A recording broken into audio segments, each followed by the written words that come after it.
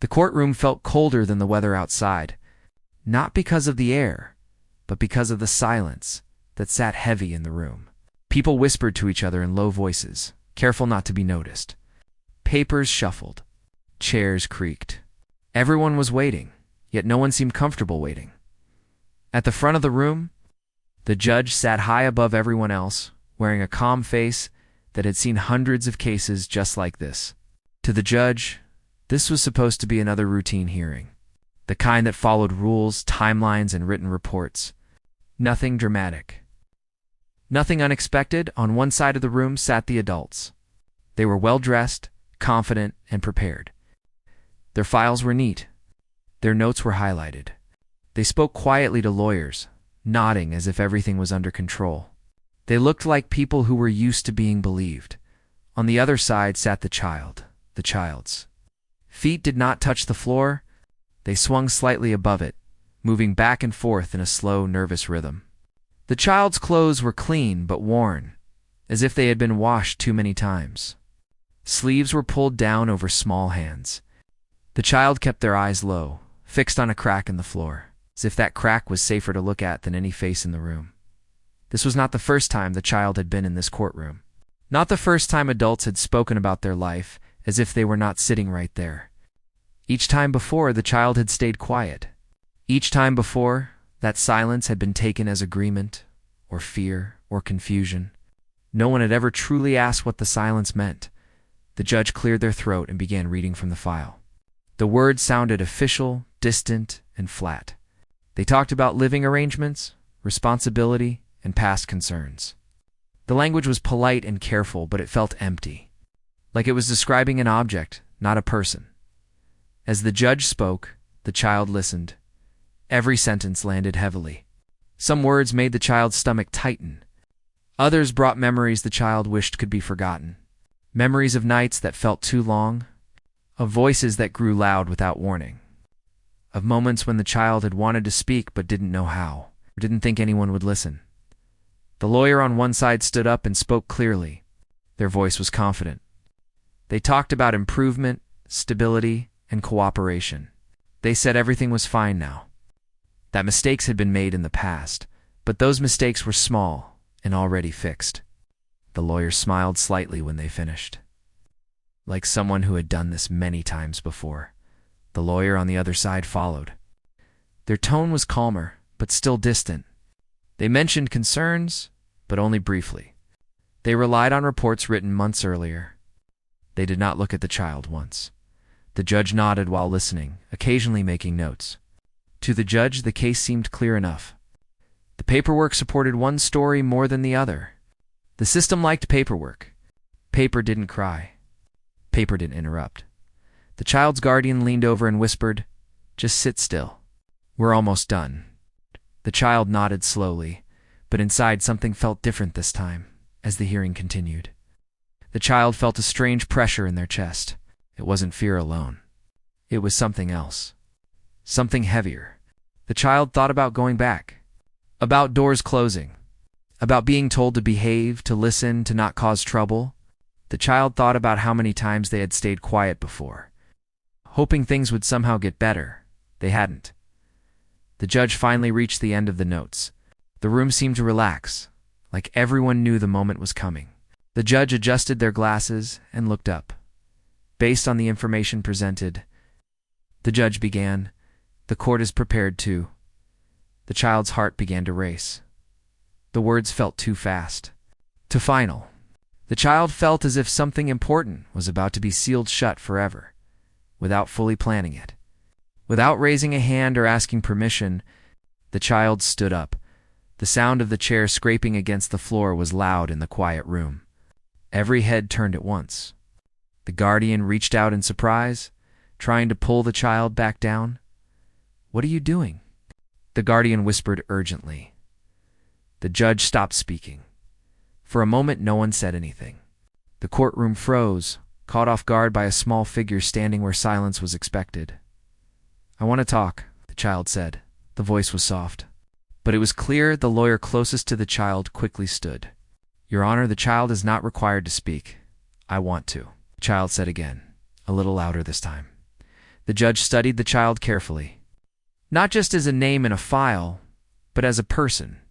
The judge saw the shaking hands, the tense shoulders, the eyes filled with something that looked like fear mixed with determination.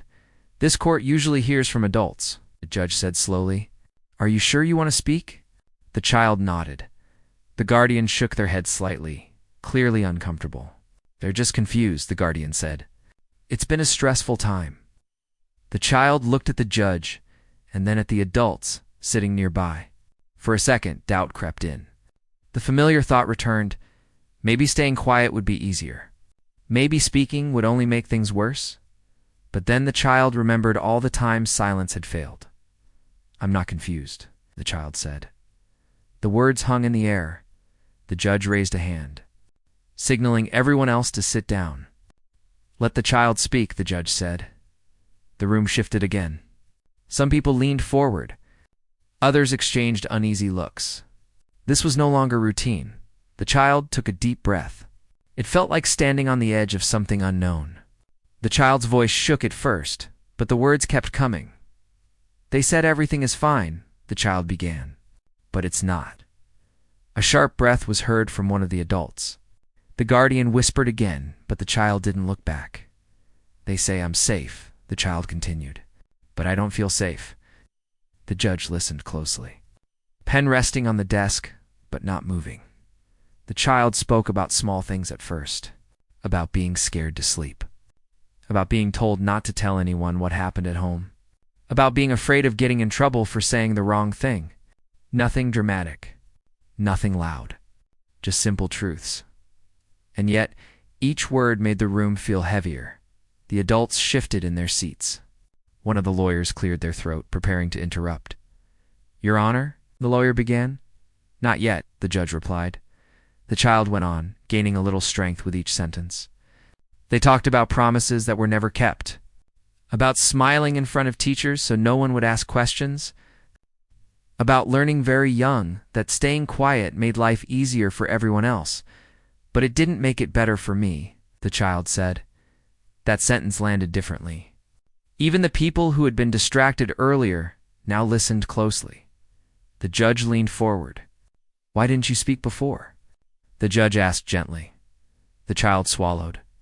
"Because no one asked me like this, and because I was scared." The courtroom was silent again, but this time it felt different. Not cold, not empty. It felt full. The judge looked down at the file, then back at the child. Something didn't line up. The reports described cooperation, progress, and stability. But the child's words painted another picture entirely. The judge closed the file slowly. "This court will take a short recess," the judge said. Gasps followed. Lawyers immediately leaned toward their clients. The guardian looked panicked. This was not how things were supposed to go. The child sat back down, heart pounding. The child didn't know what would happen next. Fear returned, but it was mixed with something new. Relief for the first time. The child had been heard. As the judge stood and left the bench, the weight of what had just happened settled over the room. This was no longer a simple case. Something had been opened that could not easily be closed, and no one yet realized how deep it would go. The courtroom was quiet when the judge left for recess, but the silence felt different now. It was no longer the polite, careful kind that expects nothing to happen. It was heavy with expectation, with curiosity, and with the weight of a small voice that had just refused to be ignored. The adults sat stiffly in their chairs, glancing at each other, and then back at the child. They had expected a routine hearing, a few papers shuffled, a few words spoken, and then a decision. Instead, the unexpected had happened. The child remained seated, hands folded nervously in their lap. The chair felt too big. The courtroom felt too big, but there was also a strange sense of relief. Speaking had been frightening, but it had opened something. The child had said what needed to be said, even if it was just the beginning. The guardian leaned close, voice trembling. "You should not have spoken," they whispered. "We're in trouble now." The child shook their head slightly. "I had to," they said quietly, but with a firmness that surprised even themselves. "I couldn't stay quiet anymore." Lawyers were already in motion. One pulled out a phone to make a quick call. The other flipped through papers, muttering under their breath. They were used to controlling every part of the story, controlling the narrative, controlling the courtroom. But here, they had been caught off guard. The judge returned after a short time, walking slowly back to the bench. They seemed thoughtful, almost troubled. They sat down, hands folded, eyes sweeping the room as if seeing it anew. There was a pause long enough for everyone to feel it. Then the judge spoke. "This court has heard statements from both adults," the judge said, voice calm but serious. "And we have heard from the child.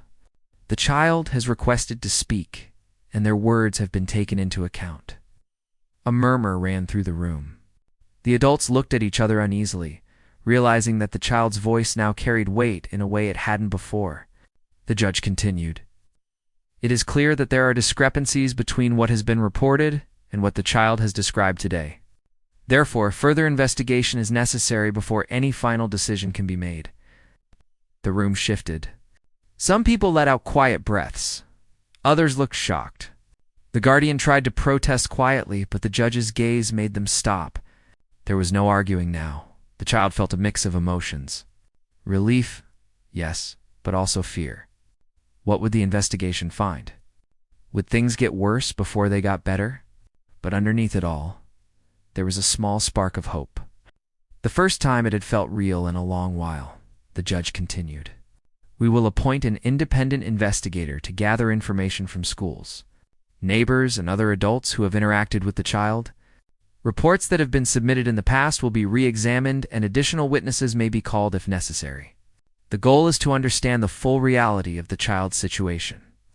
The words sounded simple, almost procedural, but to the child, they meant something extraordinary. Finally, someone was listening. Finally, someone wanted to know the truth, not just what was written on paper. Outside the courtroom, the child and guardian waited for the next steps. The guardian kept talking in low tones, trying to explain how things were going to work. The child nodded, half listening. Their mind kept going back to the moments in the courtroom. Every word that had been spoken, every glance, every pause. It all felt alive now, not just a distant memory. That night, the child lay in bed, staring at the ceiling. The room was small and familiar, but it felt different. The events of the day replayed in their mind, each scene sharper than before. They thought about the judge's calm voice, the way the room had gone still when they spoke. They thought about the adults, the way they had shifted in their seats, the way they had tried to take control back. They thought about themselves, about the courage it had taken to speak. Sleep did not come easily. The child's mind was racing, replaying conversations and imagining what might happen next. They thought about the independent investigator, about the questions that might be asked, about what secrets might come out. There was fear, yes, but also a growing sense of agency. For the first time, they felt like their own story mattered. The next day, the investigator arrived. A quiet, serious person who carried a small notebook and asked polite questions. The investigator spoke gently, explaining that they wanted to hear the child's side directly, to understand daily life, routines, and feelings. The child felt nervous, but this time there was no courtroom pressure, no expecting eyes. Just someone listening. The child spoke for a long time. About mornings that began too early, about nights filled with worry, about small kindnesses that were rare and brief, about moments of fear that no adult seemed to notice. Each word painted a picture that was raw and real, that no paper report had captured. The investigator took careful notes, asked questions when necessary, and nodded as the child spoke. It was exhausting, but it was also liberating. Finally, someone believed that the child's experiences mattered. Finally, someone was documenting the truth in the days that followed. The investigator visited the school, spoke to teachers, spoke to neighbors, and looked at old records. Each conversation revealed more details, small but significant, that had been overlooked or dismissed in the past. Slowly, the picture became clearer. It was not perfect, but it was real, and it showed a child who had been struggling silently for far too long. Meanwhile, the adults who had been confident before began to feel the pressure. The files, the reports, The arguments, they no longer seemed sufficient. The child's words had created a ripple effect, shaking the assumptions everyone had made. Meetings were held, emails sent, and notes passed quietly. Everyone realized that the routine hearing they had expected was no longer routine. Back at home, the child began to notice changes. Teachers asked questions more carefully. Neighbors were more attentive. And there were moments of kindness that seemed small but meaningful. The child was learning, slowly, that speaking up had consequences, but not all of them bad. There was power in being heard. As the investigation continued, the courtroom prepared for the next session. This time, there was anticipation. Not the dry, procedural anticipation that comes from schedules and paperwork, but a living, human kind of anticipation. People wondered what would happen next. What new truths would come to light? How the child's bravery would shape the decisions that lay ahead. The child, for their part, tried to focus on the present. Each day brought small victories and new challenges. Speaking out had been frightening, but it had also changed everything. For the first time, there was a sense that justice might be possible, that someone in authority might truly understand, that someone might care. And even though fear remained, it was no longer the only feeling. There was hope. There was courage. And for the first time in a long time, the child believed that their voice could make a difference, that their story mattered. And that was a powerful thing, more powerful than any silence could ever be. The morning light streamed through the tall windows of the courtroom, making the polished wood shine faintly. The room was quiet, but there was an undercurrent of tension that no one could ignore. Yesterday had not gone as expected. A child had spoken up, refusing to remain silent, and that small act had shifted everything. The adults in the room still seemed unsure, adjusting papers, whispering quietly, and stealing glances at the child, who now sat quietly, hands folded tightly in their lap. The judge entered, their robe moving with careful precision, and took a seat behind the bench. There was a calm seriousness in their gaze, the kind that suggested they were aware that today would not be ordinary. The child looked up briefly, eyes meeting the judge's, feeling a mixture of fear and hope. Something in that look told the child that this time, someone really was listening. The lawyers on both sides rose, ready to begin, but the room seemed slower, heavier. They had relied on written reports and statements in the past, expecting the child's silence to make their job easier. But now, the child's voice had become a factor that could not be ignored. Every word that came out yesterday had created ripples, small but powerful, and those ripples were still moving through the room. The judge spoke first, their voice calm but deliberate. We will continue the hearing today with a focus on the child's statements and experiences. It is important that the court understands the situation from their perspective. The child felt a shiver run down their spine. Perspective. Someone wanted to understand their perspective. It was a strange, almost unbelievable idea, but it felt real. The guardian shifted uncomfortably. We don't think the child needs to. Please let the child speak, the judge interrupted gently but firmly. This court needs their account before moving forward. The child's heart pounded. They had not expected this. The idea of speaking again in front of all these adults was terrifying. But the memory of yesterday's voice, the relief, the weight lifted, was still fresh. It gave courage. The child took a deep breath and began quietly at first. I want people to know what it really feels like. Not what's on paper, not what the reports say, but what I actually live every day. There was a sudden stillness. Even the lawyers paused mid-note. The courtroom seemed to lean in, listening. I wake up every morning afraid, the child continued. I never know if today will be okay or if something bad will happen. I try to smile at school so no one notices. I try to be good, to do everything right, but it never feels like enough. The child spoke slowly, carefully, as if each word needed time to reach the listeners. They told about the nights that were too long, the moments when they were alone and scared, and the small kindnesses that were rare but unforgettable. It was not dramatic or exaggerated. It was simply real. Each sentence painted a picture that could not be ignored. The judge nodded. Eyes focused, pen resting on the desk, but not moving. This was a child speaking their truth, and it was impossible to dismiss. Teachers, neighbors, and even other children were later contacted as part of the investigation. The child's statements had raised questions that could not be answered by paper alone. Visits were made to schools and homes. Conversations were held with adults who had interacted with the child.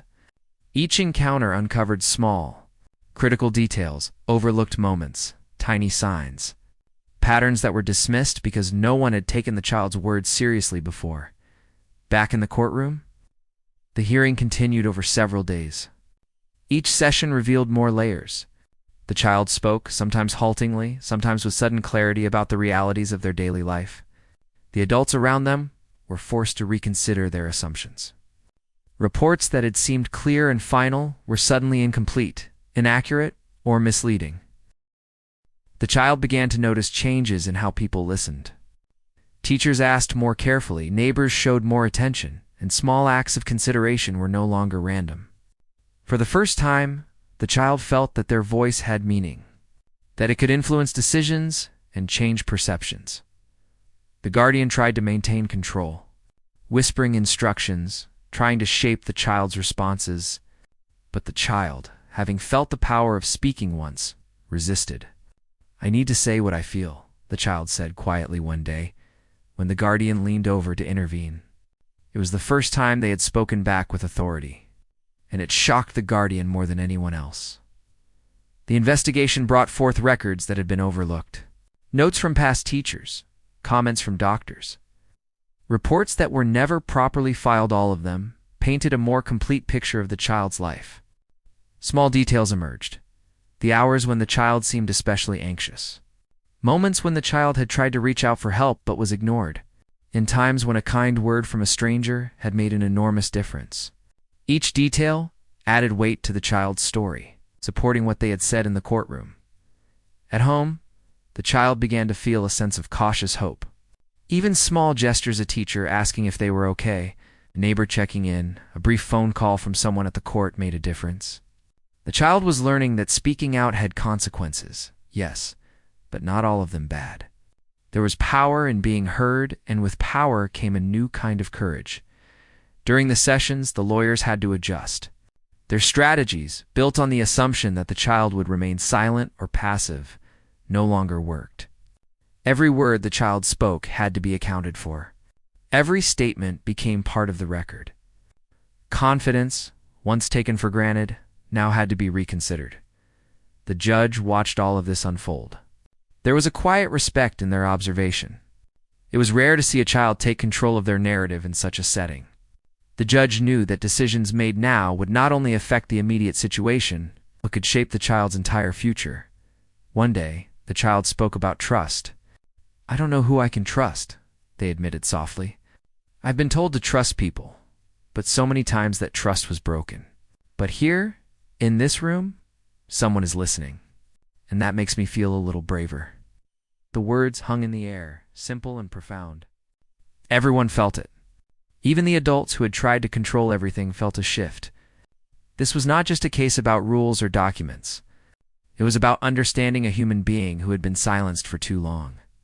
The sessions continued, each day peeling back more layers of the child's life. The investigator carefully documented everything, taking time to understand the nuances of each statement. Small details that could have been dismissed in a routine case were now crucial. Teachers recalled incidents differently. Neighbors remembered small patterns they had ignored. And even casual observations became important evidence. The child's courage seemed to grow with each passing day. Where there had once been hesitation, there was now determination. Speaking out had become a way to survive and to be seen. Every session, every question, every acknowledgement reinforced the idea that their story mattered. By the time the next hearing approached, the courtroom felt charged with anticipation. This was no longer a routine process. It was a turning point. People who had expected an easy hearing now faced the reality of listening to a child who had refused to remain silent. A child whose words had begun to uncover truths that no paper could capture. The child sat quietly before the judge, waiting, heart pounding. There was fear, yes, but also a deep, steadying sense of purpose. The child understood that speaking out was just the beginning. What came next would require patience, courage, and resilience. But for the first time in a long while, the child believed that being heard could change everything. The next day, the courtroom felt different. There was a quiet energy, something that was hard to explain, but impossible to ignore. People moved with more care, voices were softer, and even the usual shuffling of papers seemed muted. The events of the previous sessions had left an imprint on everyone present. A small child had spoken up, had refused to remain silent, and that simple act had created ripples that were still spreading. Now, as the room filled, it was clear that today would be important. The judge entered with measured steps, eyes scanning the room with a mixture of calm and attention.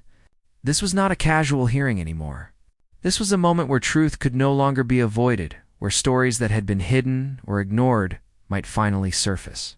The child sat in the same chair, hands folded, feet swinging slightly. The familiar nervous energy wrapped around them like a shield. But there was a difference. Today the child felt more prepared. Yesterday had been a step, and today felt like the next one. The lawyers stood, papers in hand, and began their usual preamble. But their voices lacked the confidence they had before. They'd been confronted with the child's words, and it had shaken their assumptions. The facts on paper were no longer enough. The courtroom was not just about rules and files. It was about a human being whose voice could not be ignored. The judge began speaking, their tone calm but deliberate. We will continue by reviewing additional information gathered by the investigator. This includes statements from teachers, neighbors, and other adults who have interacted with the child over the past months. The goal is to gain a complete understanding of the child's experiences and circumstances. The room shifted as the new information was introduced.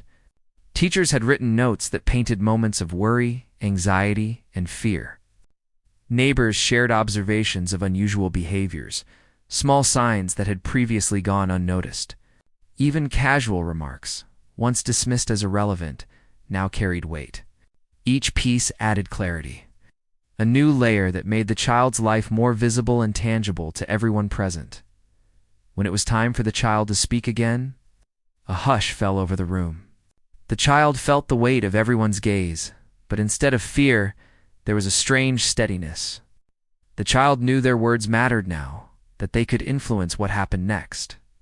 Taking a deep breath, the child began to share details that had never been spoken aloud before. I remember nights when I was too scared to sleep. The child said quietly, voice trembling but clear. I would lie awake, thinking about what might happen the next day. I would hide under the covers, hoping that if I stayed still and quiet, nothing bad would come for me. But the fear never went away. The adults in the courtroom shifted uncomfortably. These were not dramatic, exaggerated claims. They were small, real moments that revealed a deep, ongoing struggle.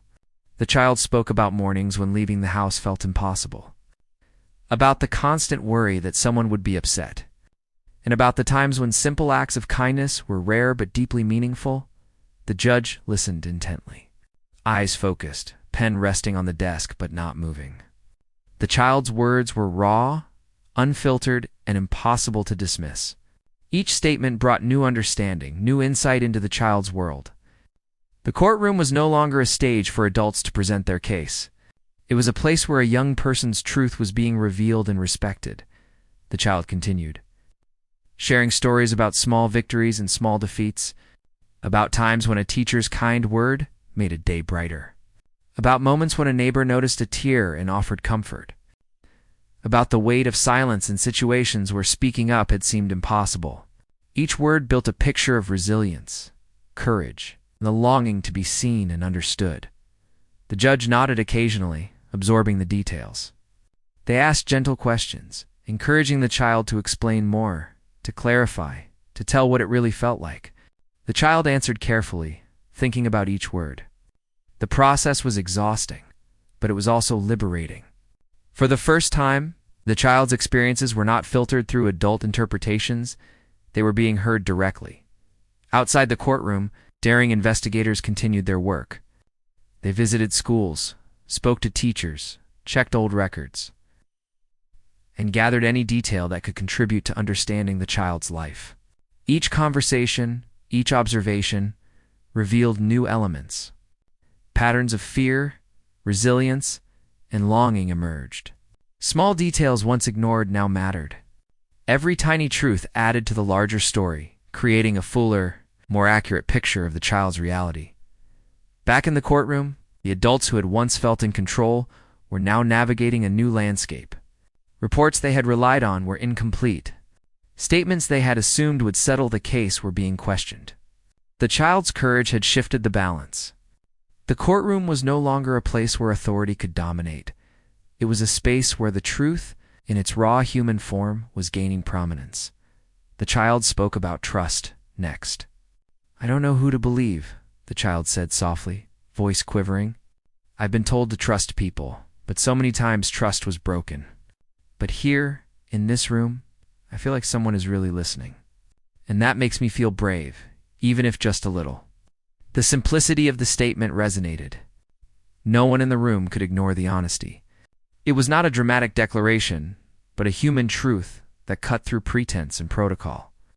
The adults were forced to listen, to consider the impact of their actions, and to recognize the importance of the child's perspective. In the days following, the investigation revealed more.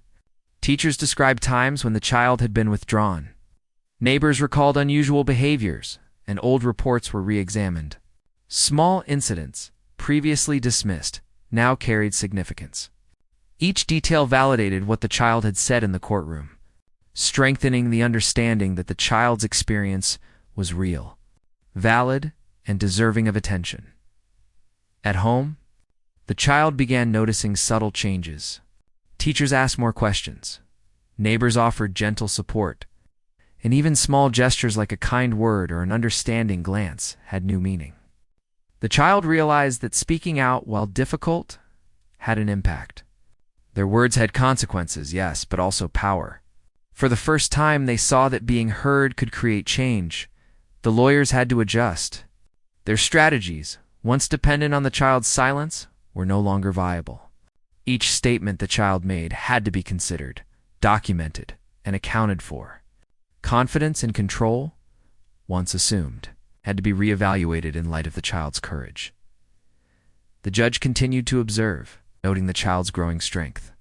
Each day of testimony, each question answered, and each revelation added to the understanding of the child's reality. Decisions made from this point forward would not be based solely on documents or assumptions. They would be informed by the child's lived experience, their voice, and their courage. One afternoon, the child spoke about hope. "I don't know what will happen next," they said quietly, "but I believe that things can be different. That maybe someone will see me as I really am, not just what the papers say. And that gives me hope, even if it's small." Those words were simple, but they carried weight. They were not a plea for attention or sympathy. They were an acknowledgement of resilience, a recognition of the power of being heard, and a signal that the child's journey was not over. The courtroom, the investigation, and the adults involved were now part of a process that had been transformed by a single act of bravery, the act of refusing. To stay silent as the day ended and the child left the courtroom, there was a sense of quiet change. Something fundamental had shifted. The hearings were no longer procedural. They were human. The child had begun to reclaim their voice, their story, and their power. And though there were challenges ahead, one truth was clear. The child had spoken, and that voice could not be ignored. The courtroom was quiet that morning, but the air was heavy with anticipation. People shuffled papers and whispered quietly, but no one tried to hide their attention on the child. This hearing was no longer routine. The events of the previous days had changed everything. A small child had refused to stay silent, and that act had sparked something bigger than anyone expected. Today, the judge and everyone present were preparing for revelations that had the potential to change everything. The judge entered first, robe flowing gently, and took a seat behind the bench. Their eyes scanned the room with calm determination, aware of the significance of the moment. Today, there would be discoveries that no one had anticipated. There would be truths laid bare that could not be ignored or brushed aside. The judge's expression was serious, but patient. Knowing that each moment would matter, the child sat quietly, hands folded in their lap, feet swinging slightly. The chair felt too big, the room too big, but there was also a sense of readiness. After speaking in the previous hearings, the child had grown stronger. The fear was still there, but it had been replaced in part by courage. The child had learned that speaking up could make a difference. And that small realization carried weight. The lawyers took their positions, papers in hand. Their voices were quieter than usual, more measured. They had seen how the child's statements had shifted the courtroom dynamic. Control was no longer theirs to claim. The reports and files they had relied on before now seemed insufficient in the face of first-hand truth. The judge began, voice calm and deliberate. Today, we will review the additional evidence collected by the investigator. This includes new statements, previously overlooked reports, first-hand accounts from adults who have interacted closely with the child. The court seeks to understand the full scope of the child's experiences. The room grew still as files were presented and documents were read aloud. There were letters from teachers, comments from neighbors, and notes from medical professionals. Each piece added a new layer to the child's story, revealing patterns that had been invisible in previous hearings. The small details, times when the child seemed anxious, moments of fear, and glimpses of resilience were now crucial to understanding the truth. When it was the child's turn to speak again, the courtroom fell silent. The child took a deep breath, feeling the weight of every gaze. This was more than a hearing now. It was an opportunity for the truth to emerge fully, unfiltered, and undeniable. The child's voice began softly, hesitant at first, then gaining strength with each word. "I want everyone to know what it feels like," the child said. "Not what's on paper, not what people assume, but what it's really like to live every day. I want people to understand that fear can be quiet, that pain doesn't always make noise, and that sometimes being brave just means speaking even when you're scared." The words hung in the air. Even the adults who had tried to maintain control felt the impact. The child was speaking not just for themselves, but for every moment that had gone unnoticed, every instance that had been ignored. The courtroom, once procedural and predictable, was alive with human truth. The child shared stories of small hardships and small victories, times when the world seemed too big, moments of being overlooked, and tiny acts of kindness that had meant everything. Each story was a piece of a larger puzzle, and as they spoke, the courtroom slowly began to see the full picture. The judge listened carefully, occasionally nodding, encouraging the child to continue. The questions were gentle but precise, helping the child explain and clarify without intimidation. The child answered thoughtfully, each response reinforcing the reality that their life had been complex, challenging, and real. Outside the courtroom, investigators worked tirelessly. They visited schools, spoke to teachers, neighbors, and anyone who had meaningful interactions with the child. They reviewed old records, re-examined past incidents, and documented patterns that had been previously dismissed. Every detail mattered. Each piece of information brought clarity, revealing the depth of the child's experiences and the resilience they had shown. The adults who had once been confident and prepared now faced a new reality. Their assumptions were challenged, their reports questioned, and their authority redefined. The child's courage had shifted the balance. No longer could decisions be made solely on paper. The human truth, expressed through the child's voice, demanded attention. The child spoke about trust and fear next.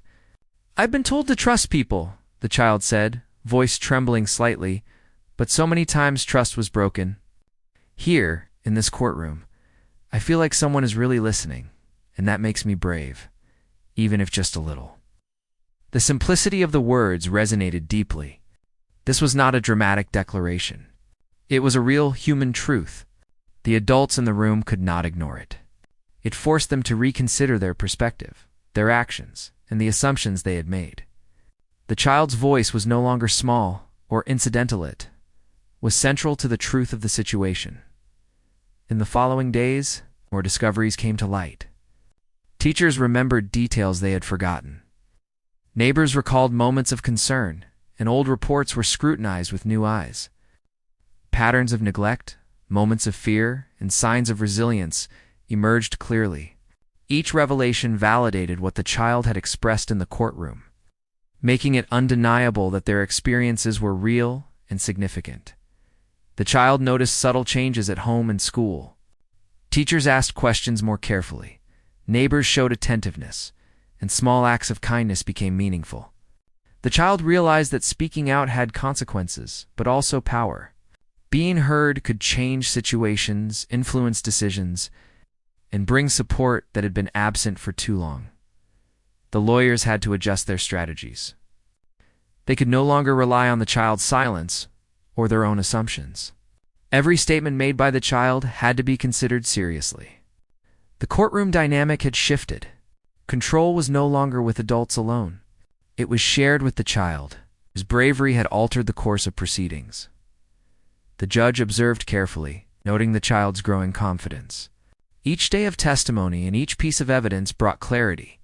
Decisions made from this point forward would be informed by the child's experiences, their voice, and the truth they had courageously shared. One afternoon, the child spoke about hope. "I don't know what will happen next," they said quietly, "but I believe that things can be different. That maybe someone will see me for who I really am, not just what the papers say. And that gives me hope, even if it's small." The words were simple, but they carried immense weight. The courtroom, the investigation, and the adults involved were now part of a process transformed by a single act of courage, the refusal to remain silent. The child had reclaimed their voice, and in doing so, had begun to shape their own future. As the day ended and the courtroom emptied, there was a quiet sense of change. What had once been procedural was now profoundly human. The child's story had been heard, acknowledged, and validated. The hearings were no longer just about rules or reports.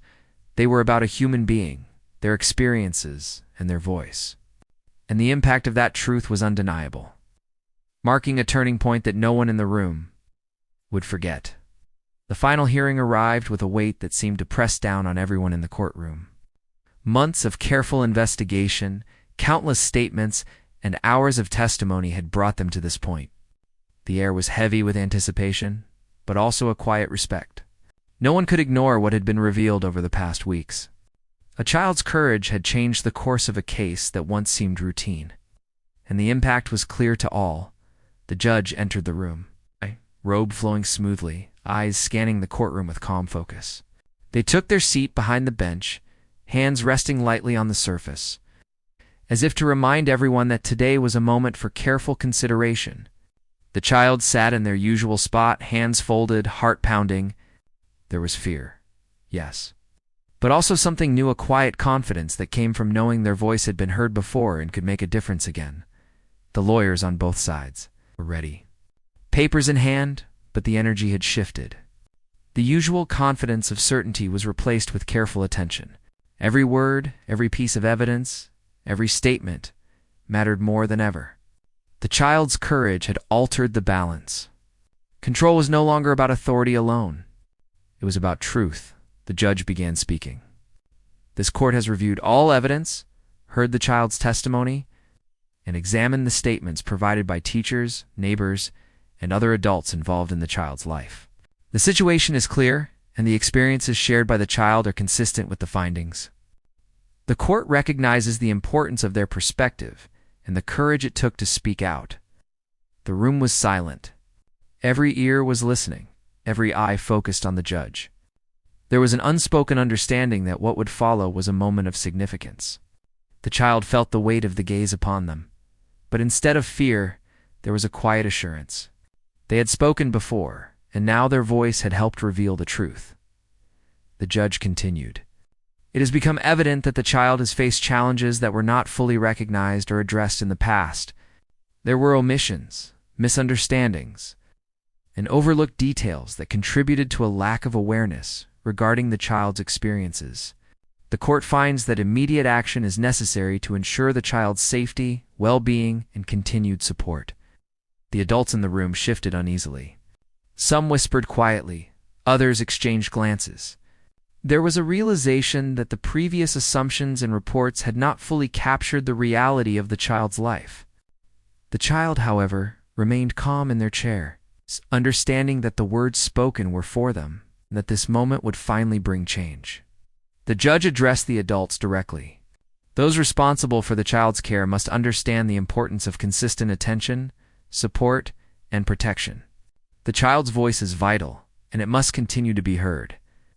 Immediate measures will be taken to ensure the child is in a safe environment with adults who recognize and respect their experiences and needs. The child's heart raced. They had been waiting for a resolution that would finally protect them. They had faced fear, uncertainty, and moments of doubt, but now there was hope, a real, tangible hope that things could be different.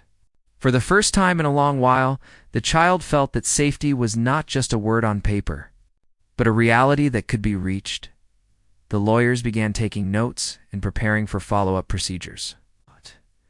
But the focus remained on the child. The judge continued to speak, outlining steps that would be taken to monitor the child's well-being, involve supportive adults, and ensure that the child's voice continued to be central in any future decisions. Each sentence reinforced the importance of listening, caring, and acknowledging the child's lived experiences. After the court proceedings, the child was escorted to a quiet room to process what had happened. The room was simple but comfortable, a small space where the child could sit and reflect. The guardian tried to speak, but the child held up a hand, needing time to think. For the first time, the child understood the power of their own voice. Speaking out had not been easy. It had required courage, persistence, and belief in themselves.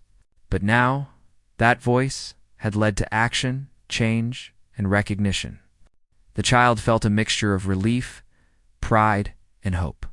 The months of fear and uncertainty were giving way to the possibility of a life that could finally be understood and supported. The following days were filled with adjustments. Teachers and neighbors followed up, ensuring that the child felt supported and safe. Social workers coordinated with the court, making sure that the child's environment was stable and nurturing. Small gestures of kindness became important milestones, a teacher asking a simple question about their day, a neighbor offering help, or a gentle word of encouragement. Each act reinforced the idea that the child was now being seen, heard, and valued. The child also began to reflect on the journey they had taken. Every session in the courtroom, every conversation with investigators, and every moment of speaking out had contributed to a new understanding of themselves and their place in the world. They realized that courage was not the absence of fear, but the decision to act despite it. They had discovered the strength that comes from being honest, persistent, and true to one's own experiences. The judge, in follow-up sessions, emphasized the importance of listening and paying attention to the child's needs. They recognized the child's resilience and ensured that measures were in place to provide ongoing support. The courtroom that had once been a place of rules and procedures had transformed into a space where a young person's life, experiences, and voice were acknowledged and respected. Over time, the child began to notice changes in themselves as well. There was a sense of confidence that came from knowing that speaking out had led to real change. There was an understanding that their experiences mattered, that their feelings were valid, and that they could have an impact on their own life. The child learned that courage could be nurtured, that hope could be cultivated, and that safety and support were possible when people listened and acted.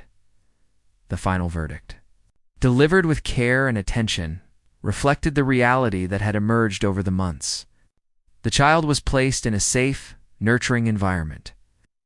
With adults who understood the importance of listening and responding to their needs, steps were outlined to ensure ongoing support, monitoring, and advocacy, all centered around the child's voice and experiences.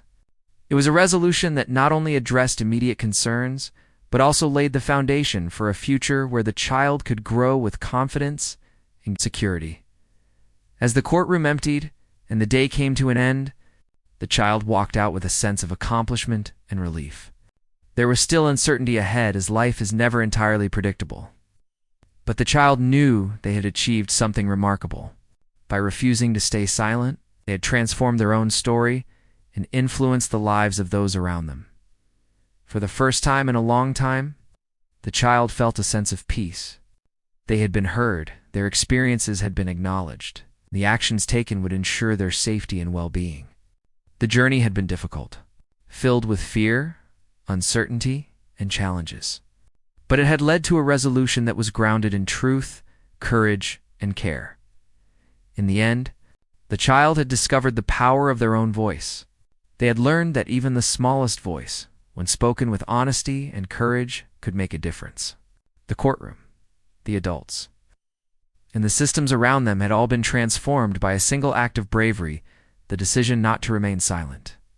And as the child walked forward into a new chapter of life, there was hope, strength, and a quiet confidence that the future held possibilities that were once unimaginable.